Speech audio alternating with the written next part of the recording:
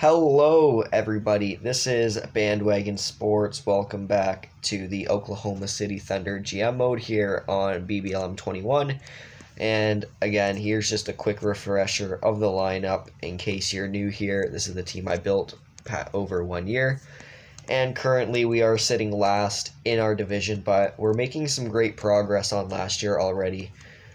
So I have a few plans for this video, so let's hop right into that. So, for my plans, as you see on the watch list, Neves, Hamill, and Morrison, I've tried to remove them. It's a glitch that I'll report to the developers just after this video, but I also got some guys for this draft. I got Quinney, Lepresti, Malkoch, and Wagoner, but we're not going to get into that. Instead, I've been sitting on Justice Winslow for a while now, and this is a guy I think I want to try to trade for from Memphis. He's been really good, a constant, 11-point producer, good assist guy, good rebound guy, steals the ball, blocks the ball, and he's just a good two-way player for me, and we kind of have a weakness at small forward, and I'd like to add Winslow to that. So as you can see, I got Zamin Neves, who he's not going to be, the starter role is not going to be taken away by anyone except for Neves for that, at least the next 2 or 3 years.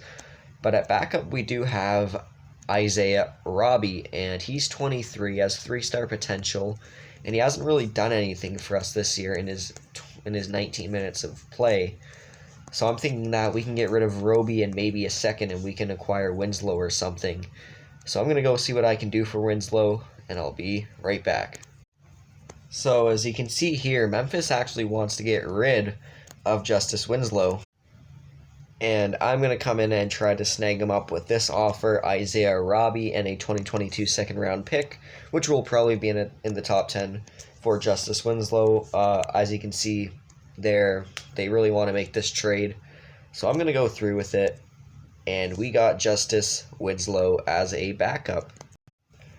So this is how the new minute split is going to work between these two. I'm going to go 26 for Zamin Neves and 22 for Justice Winslow. I think that's a pretty fair split. I'm not expecting Winslow to put up 10 points on the bench. I'm just expecting him to put up some decent two-way numbers for us. So without further ado, let's finally begin simulating. So here we go. We are playing Utah for the first game of this video. And let's take a look and see what happens here. Currently, it looks like we're playing pretty well against these guys. This is a good Utah team as well with Donovan Mitchell. What's the other guy's name? They have Mitchell. I'm forgetting him. I don't even think he's here. Rudy Gobert. Rudy Gobert's not in Utah anymore, and we just lost. Rudy Gobert is not in Utah. I'm curious to see where Rudy Gobert went. Alright, everyone, it does seem that Rudy Gobert is indeed still in Utah, but he just got injured, 17 days out. He's a big contributor to this team, so yeah, I thought we had a big blockbuster I didn't know about, so thank God for that. But let's keep this simulation going now. Game against Detroit, and we win 116-114, big game there from the boys. Really happy with that win. Up to the first now. Let's see, Denver. And we lose pretty badly to them. But yeah, I'm really... You know what? Let's actually take a look quickly after this Portland game. Where we sit compared to last year as we lose 3 games in a row. I want to just see where we sit compared to last year, though. So if you look at the bottom there, we're actually playing very well compared to last year. We only have 1 less win than we did last year and, twice as many games. And I think we've made some good improvements to this team. As you can see there, all of our draft picks for the next few years. 2 first-round picks this year, 3 next year, and 3 for the year after that.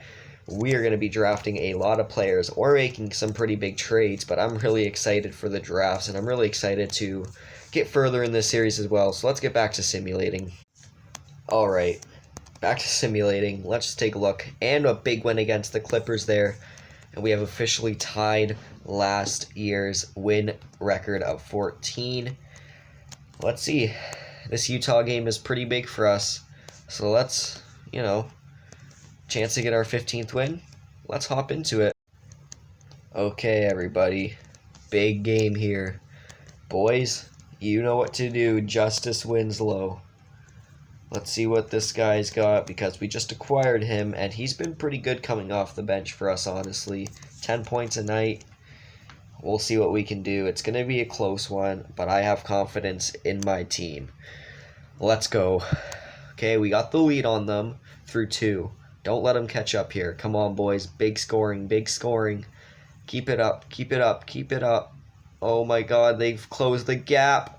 And we win it by 2 points. Let's go. Shea Gilgeous-Alexander. 15 wins on the season, and we have officially passed last year's record. I cannot believe that, everybody. And there's another win back-to-back, and we have 16 on the season.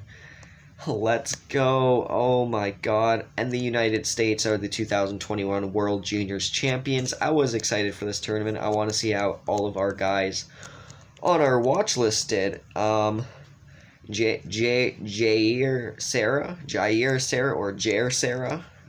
He's 17 years old. I don't know if this is a guy eligible for this draft, but if so, this might be a guy we could look out for. We didn't have any players here, obviously.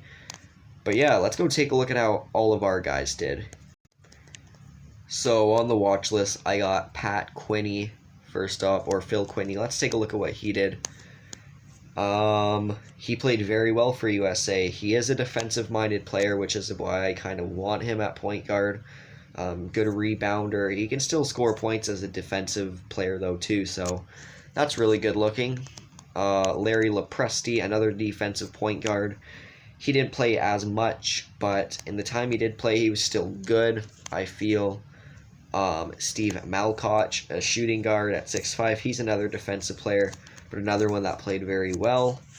And finally, there's Doug Wagoner, who is another defensive player and did not play at all for Team USA.